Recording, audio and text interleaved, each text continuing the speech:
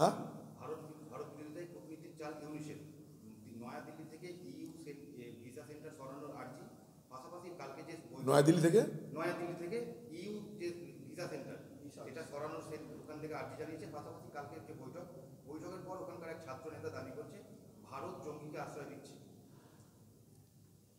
দেখুন কে কি দাবি করে জানি না, তবে এই ইউনূস সরকারের মৌলবাদীদের দয়াতে টিকে আছে। মোহাম্মদ ইউনূস যা বলছেন সেটা মৌলবাদীরা বলছে। মোহাম্মদ ইউনূস হচ্ছে মৌলবাদীদের একটা মুখোটা, মুখ হচ্ছে মৌলবাদীরা, কট্টরপন্থীরা মুখ, ইউনূস তার মুখোটা।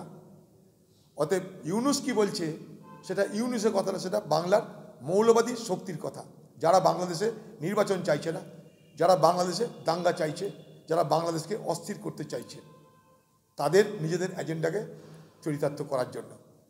যে এজেন্ডা হচ্ছে বাংলাদেশ আরেকটা আফগানিস্তান হোক।